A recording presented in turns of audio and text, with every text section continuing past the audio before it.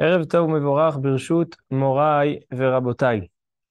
Alors, Bezrat Hashem, ce soir, on a trois choses, trois sujets à travailler ensemble. Le parachat de la semaine, parachat Tetzavé, parachat Zachor, la parachat du souvenir d'Amalek et la fête de Purim.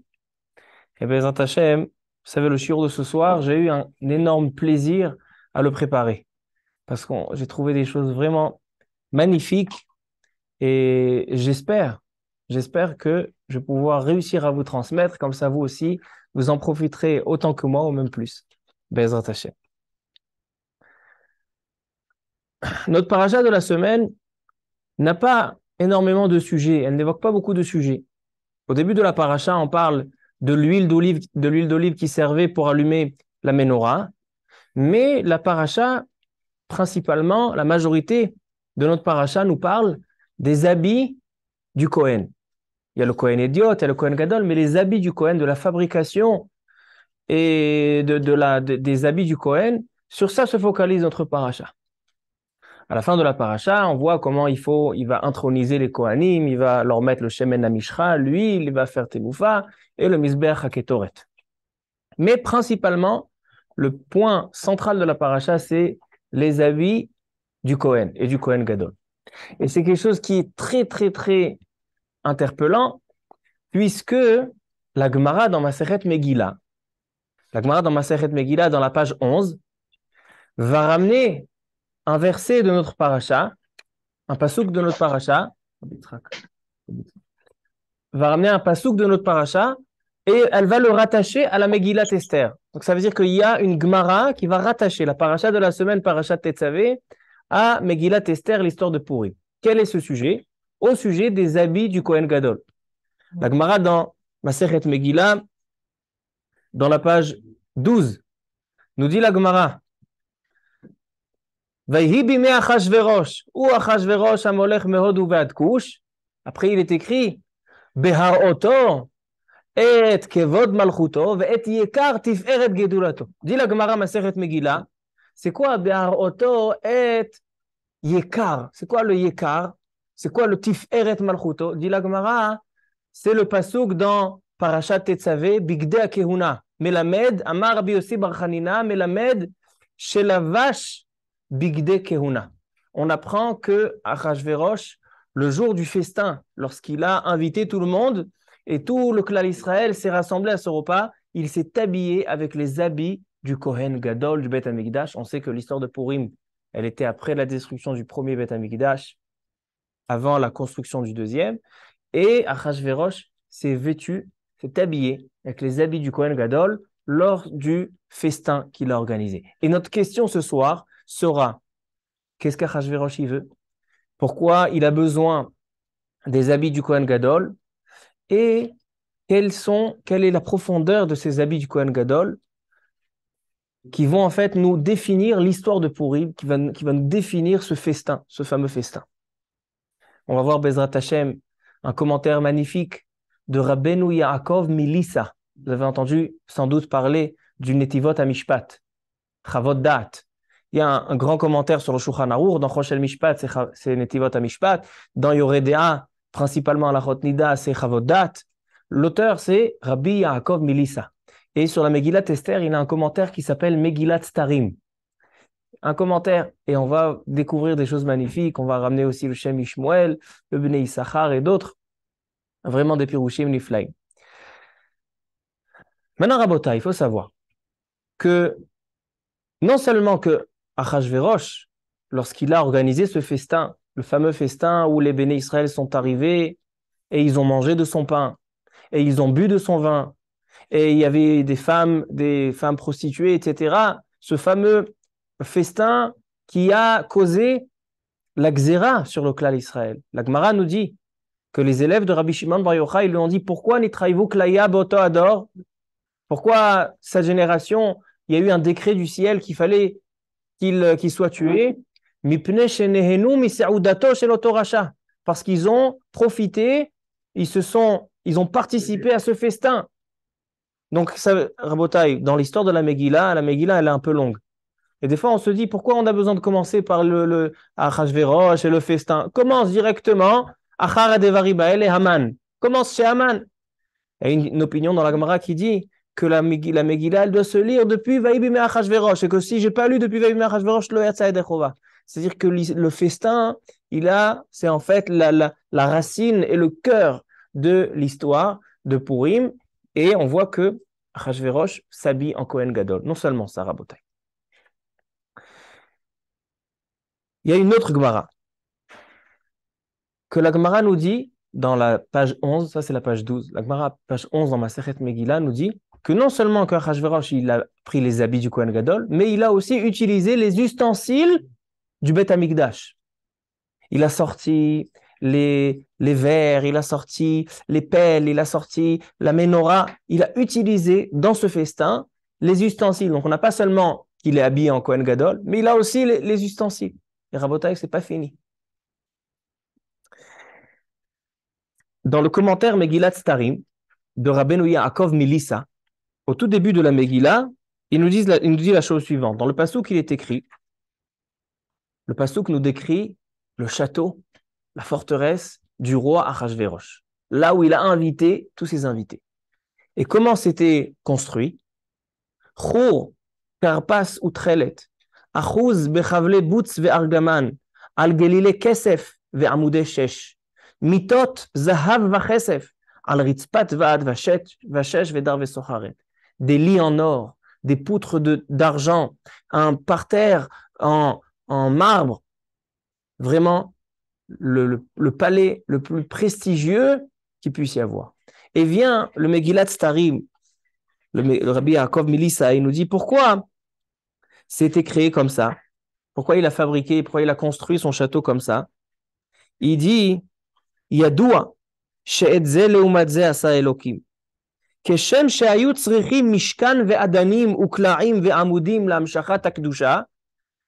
Il dit de la même manière qu'il y avait un Mishkan qui était construit avec de l'argent, de l'or, avec des tentures magnifiques, c'est pour ça que son château, son palais aussi, il était construit. Donc en fait, on a non seulement le Kohen Gadol habillé, c'est Achashverosh habillé en Kohen Gadol, on a non seulement les ustensiles du Mishkan, du Beth Amikdash, mais on a aussi la structure, la construction du palais de Achashverosh, elle était comme le Beth Amikdash. Et ça nous interroge. Qu'est-ce qui se passe? Qu'est-ce qui se passe? Non seulement ça, Rabotai. J'ai vu cet après-midi dans le commentaire de la Megillah de Rabbeinu Ovadia Yosef, dans Chazon Ovadia Purim, dans le livre de Halacha, à la fin, il y a la Megillah Esther avec un commentaire de Rabbi Ovadia. Et là-bas, il donne un chidouche. Il dit, le festin qui a été fait pour les Juifs, il a duré 1 semaine. Et le 7e jour, c'est le jour où on a sorti Vashti pour la tuer. Où il a sorti, etc. Elle ne voulait pas venir et il l'a tué. Et c'était Bayom HaShevi'i. Bayom HaShevi'i, Ketov Lev HaMelech Bayain, Amar Limhuman Biztach, etc. Nous disent les Chachamim, Bayom HaShevi'i, c'était Shabbat. C'était Shabbat. Mais Rabbi Ovadia Yosef, il rajoute encore un détail. Il dit que ce 7e jour-là, c'était Yom Kippour. Le jour où Vashti, elle a été tuée. Et suite à ça, on a dû nommer Esther Amalka, que c'est Esther Amalka qui va sauver le clan d'Israël. C'est-à-dire que tout le miracle qui s'est passé, tout le détournement de la situation, quand Israël ils ont été sauvés, ça a commencé à ce moment-là, lorsqu'on a tué Vashti. C'était le jour de Yom Kippour. Donc je résume. On a Achashverosh habillé en Kohen Gadol. On a les ustensiles du Beth Amikdash. On a la structure du Beth Amikdash, d'accord, les murs, et on a le jour de Yom Kippour, le jour où le Kohen Gadol fait son service, le jour le plus saint. Alors, à Botaï, c'est pas interpellant. Parashat Tetzavé, dans les parachiotes de la construction du Beth Amikdash, la paracha des habits du Kohen Gadol. C'est ce qu'on va essayer de voir ce soir, Bezrat Hashem.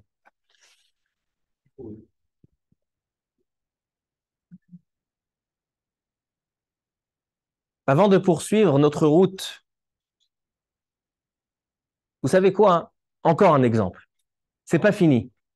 Avant de poser quelques questions sur la paracha, hein, je vais vous ramener encore une Gemara dans Masechet Megillah. Gemara Masechet Megillah, Daf Yudbet Amudbet. Il y a marqué dans le Passouk, qui étaient les personnes présentes les plus importantes dans ce michté, dans ce festin? Nous dit là la Megillah, au tout début. Ve'akarov elav, qui sont les personnes proches, Karshena, Shetar, Admata, Tarshish, Meres, Marsena, Memuchan, Shiv'at, Sare, Parasumadai, les 7 grands ministres de Parasumadai. Dit la Gemara, Maseret Megillah, Yudbet, Amudbet. Que tout ce pasouk-là, Amar Rabbi Levi, tout ce pasouk-là, ce sont des noms, les sept noms des 7 ministres, c'est des noms des 7 korbanot, des sacrifices au Beth Amikdash. Pourquoi? D'abord, il y a marqué Veha Karov Elav. Karov Elav Milachon Korban, dit Rashi. Sacrifice. Veha Karov Elav. Karshena. C'est quoi Karshena?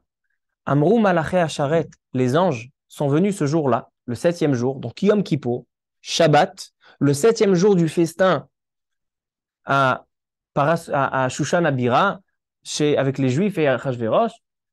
Les anges s'adressent à Kadosh Baruch Hu en lui disant à Kadosh Baruch Hu, est-ce que Achashverosh et toute sa bande, est-ce qu'ils ont fait devant toi des sacrifices? Karshena, Karim Shenaim, Beneshana, ils ont ramené des veaux, ça, Karshena, c'est Karim Beneshana, des veaux qui ont un an. Shetar, c'est quoi Shetar? Shetetorim, ils ont ramené les 2 colombes. Admata, Admata, il y a un hôtel, un misbeach qui est misbeach Adama. Admata, ils ont fait le misbeach Adama, est-ce qu'ils ont construit devant toi un hôtel pour faire les sacrifices? Tarshish, une des pierres, on va voir dans la paracha, une des pierres sur le Choshel Amishpat, les diamants qui étaient sur le cœur du Kohen, une des pierres c'est Tarshish. Alors, est-ce qu'ils ont fait devant toi les habits du Kohen Gadol?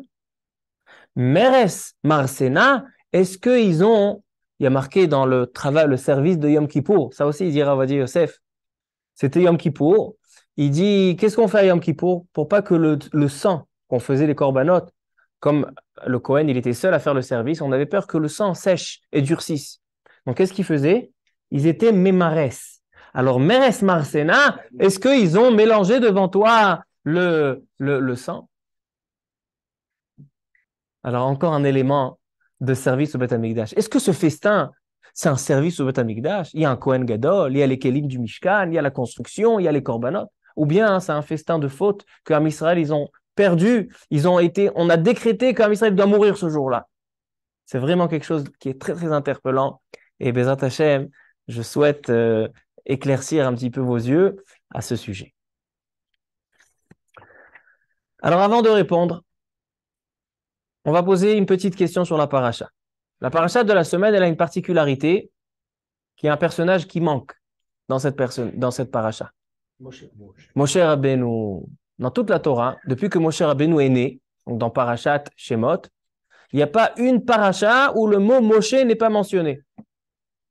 La seule paracha où il n'est pas mentionné, c'est dans la paracha de la semaine, comme on sait que Moshe Rabbeinu, il avait dit, V'im aïn, Kadosh Baruch Hu pardonne au Ham Israël, sinon, Mechenina misifrecha asher katavta. Efface-moi du livre que tu as écrit, efface-moi de la Torah. Kadosh Baruch Hu, il a écouté, il a épargné le Ham Israël. Mais puisque c'est sorti de la bouche de Moshe Rabbeinu, alors il fallait que ça se réalise. Et donc, dans une paracha Tetzavé, ça s'est réalisé. Pourquoi la paracha Tetzavé? Pourquoi particulièrement la paracha Tetzavé? Alors, il y a le Gaon de Vilna. Le Gaon de Vilna, il dit Mechenina misifrecha. C'est quoi misifrecha? Si je sépare le mot, c'est misefer kaf, du 20e livre, la 20e paracha de la Torah, c'est paracha Tetzavé. Alors, Moshe Rabbeinu a misifrecha. Ça, c'est ce qu'il dit le Gaon de Vilna, on l'a dit déjà dans les années précédentes. Mais cette année, j'ai envie d'expliquer quel est le rapport avec la paracha Tetzavé. Pourquoi Moshe Rabbeinu ne se trouve pas dans Parashat Tetzavé? La semaine dernière, on a fait un long shiur pour expliquer ça, mais aujourd'hui, selon le Mahalach avec Purim, on va donner une autre explication, une nouvelle explication, Ridouche. Bezrat Hashem.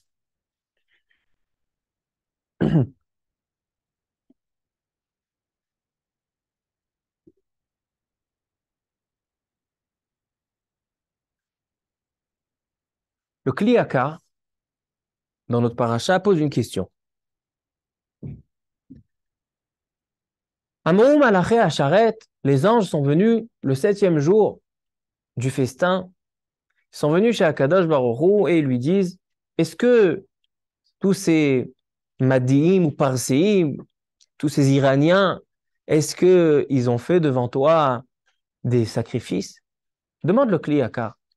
C'est tout ce que les anges ils ont contre les Achashverosh et sa bande, qu'ils n'ont pas fait de sacrifice. D'abord, ils n'ont pas de mitzvah de faire de sacrifice. Ils ne sont pas juifs. Deuxièmement, ils font des choses bien plus graves que ne pas faire de sacrifice. Ils ont ramené des femmes. Ils ont Achashverosh, il était plein de ta'ava, il a fait sortir sa femme toute nue devant, il voulait faire sortir devant tout le peuple. Et c'est ça ce que tu le reproches, qu'ils n'ont pas utilisé le Beth Amikdash volé, ils ont volé la structure, ils ont volé les ustensiles, ils ont volé les habits. Alors c'est ça ce que tu leur reproches? Comme ça demande le Kliaka.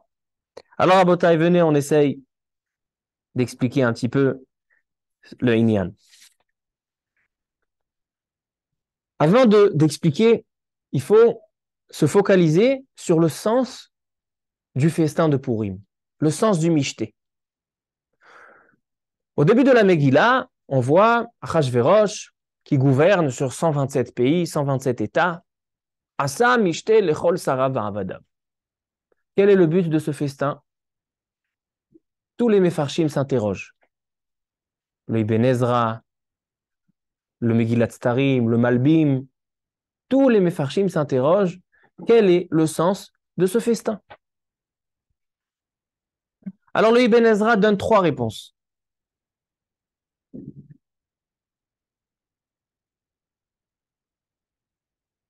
Dit le Ibn Ezra comme ça.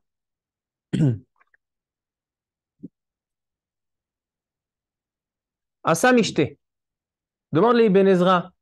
Pourquoi il a fait ce festin? On voit que tout ce festin, en fait, c'est le sauvetage. C'est d'un côté la menace de Ham Israël, la Xéra s'est faite à ce Mishté-là, mais d'un autre côté, le sauvetage d'Ham Israël aussi, c'est le Mishté. Parce que le 7e jour, lorsque Vashti va être tuée, c'est Esther qui va prendre sa place, que Esther va sauver le peuple juif.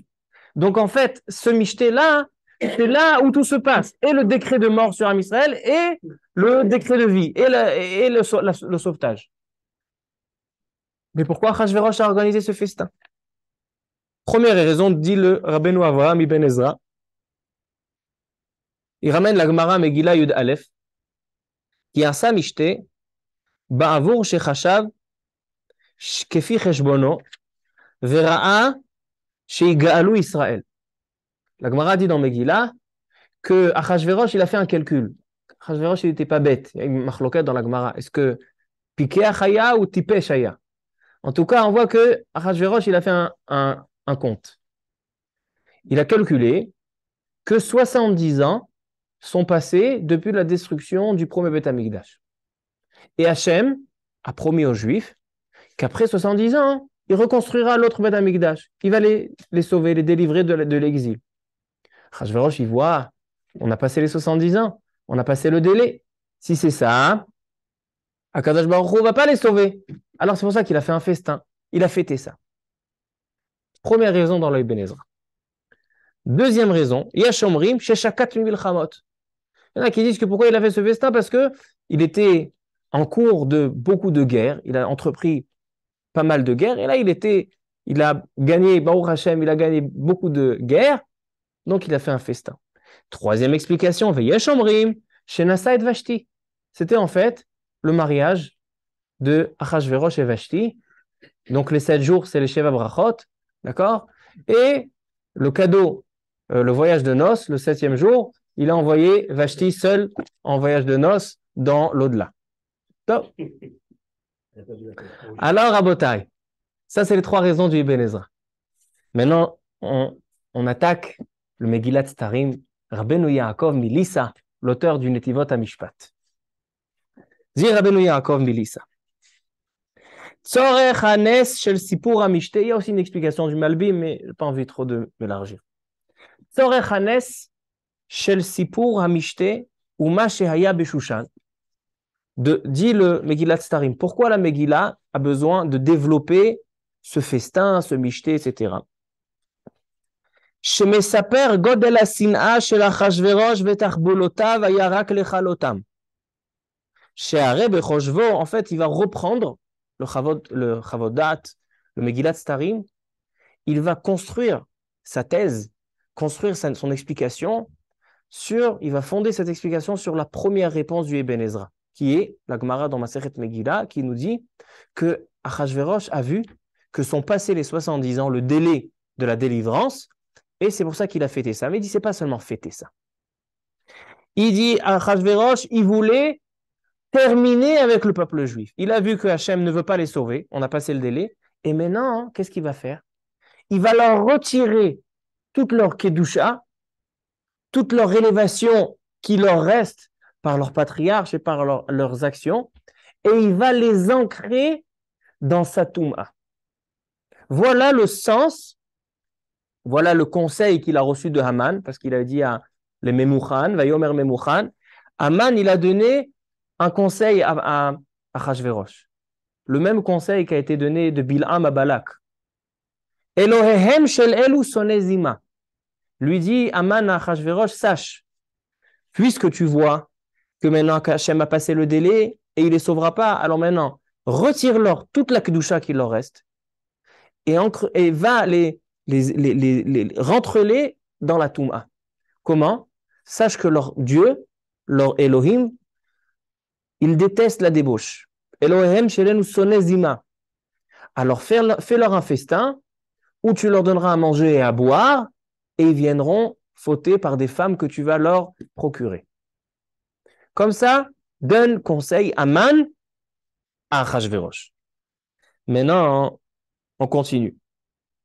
Achashverosh savait que s'il ne se débarrasse pas du Klal Israël, il ne pourra pas rester roi, sa royauté ne restera pas stable. Il est obligé de se débarrasser du Klal Israël en les rentrant, quand il va les ancrer dans la Touma. Maintenant, il continue.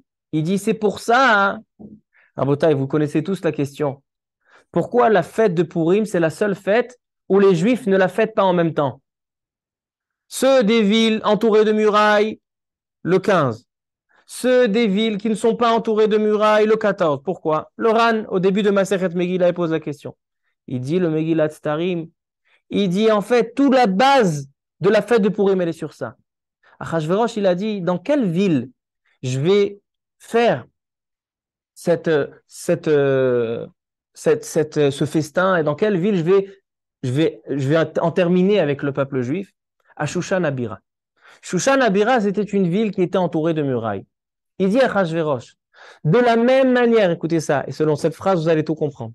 De la même manière que les Juifs, ils ont une ville qui s'appelle Yerushalayim, et que la ville de Yerushalayim, elle contient le Bet Amikdash, la Kedusha, et il y a une muraille. La muraille, c'est en fait quelque chose qui va garder, qui va protéger la Kedusha de Jérusalem. C'est pour ça que lorsque Nebuchadnezzar est venu détruire le Bet Amikdash, il y a un cochon qui est venu et qui a rentré ses pattes dans la muraille. Et là, Nizdarzea, Eretz Israël, tak par ça. C'est-à-dire que la muraille, c'est quelque chose qui garde et qui conserve et qui protège la Kedusha. Il dit à Achashverosh, moi, comme j'ai envie de faire exactement l'inverse, dans la Touma, je vais à Shushan Abira. Shushan Abira qui a une muraille. Et là, qu'est-ce que je vais faire? Je vais construire un Bet Amikdash à moi. Je vais construire un palais dans la même structure, la construction, avec Mitot Zahav Chesef, Amoudé Kesef.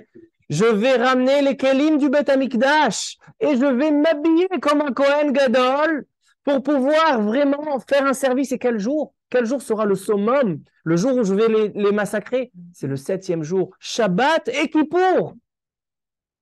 Et c'est comme ça que je vais réussir à les ancrer dans la Touma. Et là, ils n'auront plus de sortie. Et là, ils ne pourront plus avoir de Géoula. C'est fini avec eux. Hachem a fini avec les Juifs. Akadosh Baruch Hu, qu'est-ce qu'il a fait? Akadosh Baruch Hu, il y a marqué qu'à chaque fois que dans la Megillah, il y a le mot Hamelech, connu le Midrash, quand il y a Hamelech sans Hamelech Achashverosh, c'est aussi Akadosh Baruch Hu. Et il y a marqué Keshevet, il y a marqué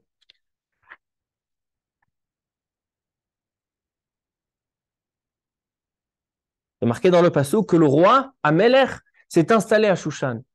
C'est pas seulement Achashverosh qui s'est installé. Akadosh Baruch Hu, lui aussi, il a dit, je vais m'installer à Shushan. Pourquoi? pour protéger, comme c'est une ville avec une muraille, protéger les tzadikim qu'il y a à Shushan, Mordechai et Yehudi, et tous les Sanhedrin. Et là, qu'est-ce qui va se passer? Eux, ils ne fauteront pas. Et ils vont influencer les béné Israël. Et le 7e jour du festin, qui est Shabbat et Yom Kippour, les Juifs, ils ont dit, excuse-nous, Achashverosh, nous Kippour, c'est un jour Kadosh. En plus, c'est Shabbat, on ne peut pas venir. Grâce à ça, qu'ils ne sont pas venus le 7e jour, c'est là que toute la situation s'est renversée. Le 7e jour, c'est le jour où il a demandé à faire venir Vashti, elle n'a pas voulu venir, il l'a tué, et là, ainsi de suite, Esther va être nommée, et c'est elle qui va sauver le peuple juif. C'est-à-dire, en fait, Rabotai, qu'est-ce qu'on voit dans Rabbi Yaakov Melissa? Il nous dit un pirouche Hatzum. Il dit qu'en fait, Achashverosh, il n'a pas voulu seulement faire fauter le clan Israël.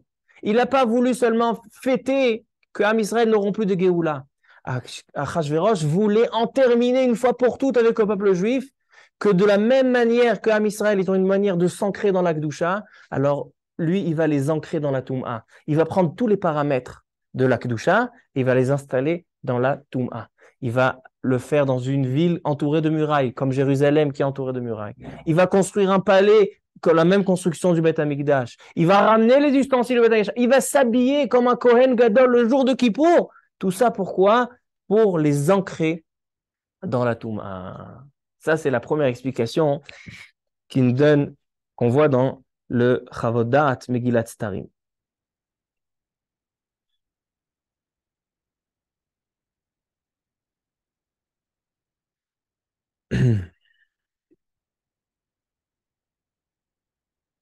Maintenant, Rabotai, maintenant qu'on a compris le rapport entre la paracha de la semaine et Purim, qu'en fait, toute la fête de Purim se base sur la paracha de la semaine. La paracha de la semaine nous explique à quel point les habits du Kohen, le Beth Amikdash, le Mishkan, Jérusalem avec sa muraille, ça nous explique comment on doit s'ancrer dans la Kedusha. Et la fête de Purim, l'enjeu était de s'ancrer dans la Toum'a. Et c'est comme ça qu'on a été sauvés. On a été sauvés parce que les limites de la Kedusha, on était fidèles à ces limites. Ils n'ont pas été le 7e jour. Ils ont préservé le Shabbat. Ils ont préservé Kippour. Et c'est ça qui les a sauvés, de ne pas être ancrés et finalement de ne pas pouvoir avoir la délivrance et le deuxième Beth Amikdash qui soit construit. Ça, c'est ce qu'il nous dit le Megillat Starim. Une autre explication, si ça rejoint ou ça ne rejoint pas, dans le Shem Ishmuel. Un deuxième Mahalach. Le Shem Ishmuel nous parle au sujet de Zachor. Zachor est Asher Asa Lecha Amalek. Et il nous ramène la Mishnah. La Mishnah nous dit Shlosha Ktarim Hem. 3 couronnes on a. Keter Torah, la couronne de la Torah, Keter Kehuna, la couronne des Kohanim, et Keter Malchut, la royauté. Il y a une quatrième couronne qui s'appelle Keter Shem Tov, She'oleh al Gabehen. Comme ça dit la Mishnah dans Pirkei Avot. Demande de Maharal, dans son commentaire Derech Haïm, c'est quoi Derech Shem Tov? Il dit Rashi, c'est les Maasim Tovim. D'accord? Donc il y a la Torah, il y a les Kohanim, il y a les rois, mais le Keter le plus important, c'est les Maasim Tovim, c'est les bonnes actions. Comme ça il dit Rashi. Demande le Maharal, mais je ne comprends pas. Une Torah sans Maasim Tovim. Imaginons quelqu'un, un savant de Torah, un professeur en Torah, qui fait aucune mitzvah. Il ne fait pas Shabbat, il ne fait pas Brit Mila, mais il connaît toute la Torah. Il connaît le Shulchan Aruch jusqu'au Pri Megadim et au Mishnah Bora dans le Biur Halacha. Mais il ne pratique pas la Torah. Torah bli Maasim Tovim. Est-ce qu'il a le Keter Torah? Bien sûr que non. Torah bli Maasim Tovim. Ma filo Torah en lo. Alors si c'est ça, hein, qu'est-ce que c'est Keter Torah et Keter Shem Tov, que c'est Maasim Tovim? C'est évident que dans la Torah, il y a déjà les Maasim Tovim. Comme ça, il demande le Maharal. Il vient le Shem Ishmuel, il répond, il dit non, c'est sûr que Keter Torah, il y a aussi Maasim Tovim. Mais c'est quoi le Keter Shem Tov? C'est lorsqu'une personne, elle fait les mitzvot, l'ishma, pour Akadosh Baruch Hu, sans aucun, vraiment de manière la plus propre et sainte. Lorsqu'un homme il fait une mitzvah et elle est 100% pour Hachem et pour aucune autre raison, ni pour impressionner quelqu'un, ni par habitude, ni rien du tout, seulement pour Hachem, ça c'est Keter Shem Tov Oleh Al Gabehen. Comme ça, il dit le Shem Ishmuel. Et le Shem Ishmuel nous explique la chose suivante.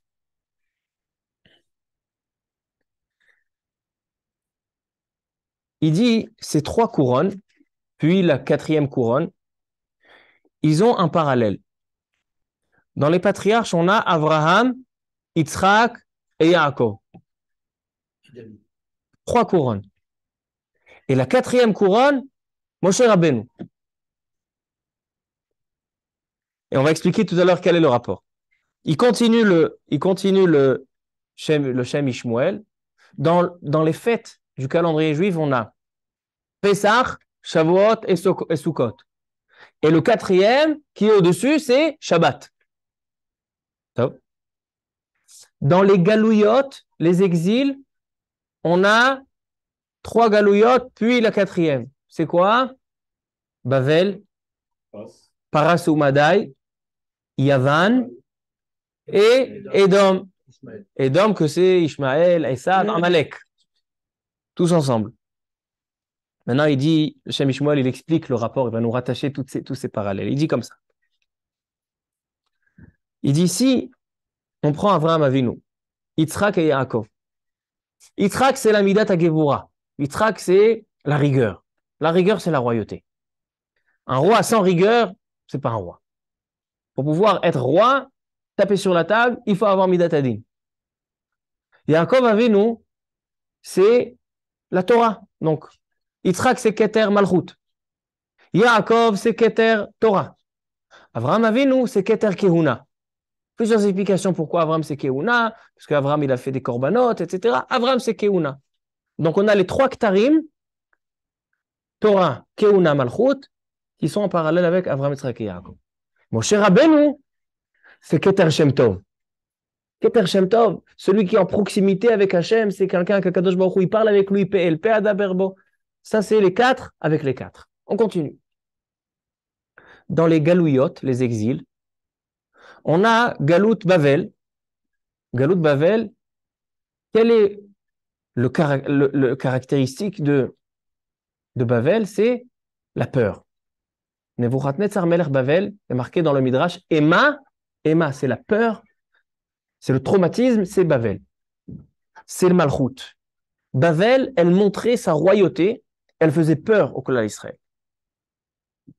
Ensuite, on a Paras Umadai. Paras Umadai symbolise l'exil des désirs, les ta'avot. C'est comme ça qu'Achashverosh, il voulait faire tomber le peuple juif. Elokem shel Eluzonezima. La débauche, la ta'ava, le désir, quel est le caractère, quelle est la centralité du désir? C'est un homme qui se sépare d'autrui. Il se sépare de son entourage. Lorsqu'un homme est ta'avdan, lorsqu'un homme il a des désirs, alors il fera passer ses désirs toujours avant les autres. C'est quelqu'un qui se sépare. C'est quelqu'un qui est piroud. Ça correspond, ça contre le Keter Kehuna. La Kehuna, Aaron à Cohen, c'était quoi la ma'ala du Cohen? C'est qu'il rassemblait tout le clan d'Israël. Ohev Shalom, Rodef Shalom. Lorsque le Cohen, il faisait un sacrifice, tout le peuple juif était protégé par ce sacrifice, était pardonné par ce sacrifice. Pourquoi? Ils n'ont pas fait de sacrifice. Non, le Cohen Gadol, il comprenait en lui tout le clan d'Israël. C'est pour ça que le Cohen Gadol, on voit dans la paracha, il marche avec le Choshen Mishpat. Il a tous les noms du clan d'Israël sur lui. Parce que son cœur contient en lui tous les cœurs de Ham Israël. C'est ce qui correspond à la Hardout. Donc en fait, Galout Bavel, la Malchut qui fait peur, elle vient contrer le Keter Malchut du Ham Israël, que nous au contraire, la Malchut du Ham Israël, c'est une Malchut qui ne fait pas peur, une Malchut qui prend soin, David Amelech, prenait soin du peuple juif. Ensuite, la deuxième exil, c'est l'exil de Parasumadai qui est de se séparer pour faire les ta'avot, c'est ce qui vient contrer Keter Kehuna. Et en troisième position, Yavan, c'est quoi Yavan? Ershichu et enehem me'at Torah. Ça vient contrer le Keter Torah. Et la dernière exil, Amalek, Zachor, Edom, Ishmaël, c'est quoi le caractère? Quel est les paramètres de cet exil? C'est une simple haine pour les Juifs. Esav sonnait les Yaakov. C'est comme ça vient contrer le Shem Tov. Keter Shem Tov, c'est faire des mitzvot pour Hachem, sans aucune raison, seulement pour Hachem. Et cet exil-là de Edom, Amalek, elle vient te dire, moi, je déteste les Juifs, je veux les tuer simplement parce que je les déteste. Ça veut dire que les 4 Ktarim correspondent aux 4 Galouyot et aux 4 patriarches. Aussi aux 4 fêtes du calendrier juif. Pessah correspond au Keter Malchut. Am Israël, ils ont été délivrés, on s'assoit avec des Behaseva, en étant accoudés, on montre qu'on est des rois, Benechorin. La deuxième fête Shavuot, c'est Keter Torah. On a reçu la Torah, donc on a Keter Malchut, Keter Torah. La fête de Sukkot, c'est quoi la fête de Sukkot? C'est la fête de Aaron HaKohen, c'est la fête où Am Israël se rassemble dans la Soukha d'Akadosh Baruch Hu, Soukhat Rosh Leviathan. Ça, c'est Keter Kehuna. Et c'est quoi Keter Shem Tov? C'est le Shabbat. Shabbat, c'est la proximité la plus grande avec Hachem. Donc en fait, il dit le Shem Ishmuel, on voit que ces 4 Ktarim correspondent aux 4 exils. Maintenant, hein, il dit le Shem Ishmuel, c'est pour ça que Achashverosh, vous allez kiffer. C'est pour ça que Achashverosh, comment il s'est comporté pendant ce festin, pendant le festin si dangereux pour le peuple juif? Il s'est comporté comme si c'était un Kohen au Beth Amikdash. Qui pour la structure, les habits, les ustensiles, pourquoi? Parce qu'on a dit que Achashverosh, c'est Parasumadai. Parasumadai, c'est la ta'ava. La ta'ava, c'est se séparer. Alors il vient te dire, moi je me comporte comme un Kohen, c'est-à-dire que moi je gouverne mon exil, mon exil qui est le Piroud, elle vient contrer la Kehuna, Keter Kehuna, qui est le Ichoud. C'est pour ça que Achashverosh s'est comporté comme un Kohen. Donc on a 2 Mahalachim Rabotai. On a 2 chemins pour expliquer pourquoi Achashverosh s'est comporté comme un Kohen ce jour-là. Je voudrais juste terminer. Je n'ai pas envie de trop allonger parce que quand il y a des choses si puissantes, je pense que c'est des choses qu'on doit digérer un petit peu. On a donné aujourd'hui ce soir 2 Mahalachim, 2 explications. L'explication de Rabbeinu Yaakov Milissa, qui nous dit qu'en fait, le sens du comportement de Achashverosh comme un Kohen, c'est pour dire, moi, je vais essayer d'ancrer les Juifs dans la Toum'a, avec tous les moyens qui leur permet à eux de s'ancrer dans la Kedusha. Et la deuxième explication du Shem Ishmuel, qui est du Shem Ishmuel, c'est de dire que Achashverosh, il se comporte pour contrer, pour montrer que lui, c'est l'exil de Madai ou Paras, que c'est de faire tomber les Juifs dans la débauche, dans les désirs. Et les désirs, c'est ce qui contre Keter Kehuna. Je termine Rabotai pour expliquer pourquoi Moshe Rabbeinu, il ne se trouve pas seulement dans cette paracha Tetzavé. La seule paracha, tu aurais pu trouver d'autres parachas de ne pas mettre Moshe Rabbeinu. Je pense d'avoir Nifla Beyoter. Notre paracha, elle parle de quoi? Elle parle de l'huile de la menorah. Elle parle des habits du Kohen Gadol. Et elle nous parle de l'intronisation des Kohen. Achashverosh pensait qu'il allait prendre ses habits et il allait vraiment utiliser leur fonction. De la même manière que ça fait une fonction chez Am Israël, chez le peuple juif, moi aussi je vais utiliser pour les fonctions que j'ai envie pour la Touma, pas dans la Kedusha, dans la Touma. Et dans notre paracha, on voit que les habits du Kohen, ils ne peuvent pas avoir d'impact seulement si on met dessus de l'huile, Shemen HaMishra. On nous parle de l'huile Shemen Zaitzach, l'huile de la menorah, elle doit être la plus pure possible. Ça vient me rappeler, donc, si j'ai envie de répondre selon ce qu'on a vu, ça vient nous dire qu'en fait, Achashverosh, ne pense pas que tu peux utiliser les armes du peuple juif. Les armes du peuple juif, c'est pas seulement on a des habits, ça marche, ça fonctionne, non. Les habits du Kohen Gadol, ça fonctionne lorsqu'il y a cette huile qui symbolise la chokhma, qui symbolise Shemet Zaitzach, la propreté, les mitzvot dans la perfection. C'est ça qu'on a dit. C'est quoi le Keter Shem Tov? Keter Shem Tov, c'est les mitzvot sans aucune pourriture, aucun mélange de soi. Vraiment pur, comme l'huile. Et c'est cette huile-là qui va introniser les habits du Kohen Gadol. C'est-à-dire que sans ça, sans qu'on ait Keter Torah, Kehuna, Malchut et le Keter Shem Tov, alors on ne peut pas utiliser les habits comme ça, on ne peut pas utiliser le Beth Amikdash comme ça. C'est pour ça que ça n'a pas marché pour Achashverosh. Il n'a pas réussi son coup. Mais nous, si on a envie de faire Zachor et Asher Asalema, d'être Mochet Amalek, comment on peut aujourd'hui effacer Amalek? Sinon, si on utilise, comme on a dit, que les 4 exils, et la 4e exil, c'est la plus dure, parce que c'est Keter Shem Tov chez Olé al Gabehen. C'est plus fort que Yavan la Torah, c'est plus fort que Bavel la Malchut, et c'est plus fort que Madai la Keuna, c'est le Keter Shem Tov. Alors nous, on doit se muniser, et on doit se remplir des quatre Ktarim. Et lorsqu'on aura les 4 Ktarim, on gagnera la 4e exil, Bezrat Hashem. Baruch Adonai Le'olam, Amen ve Amen. Amerachem al kol briot.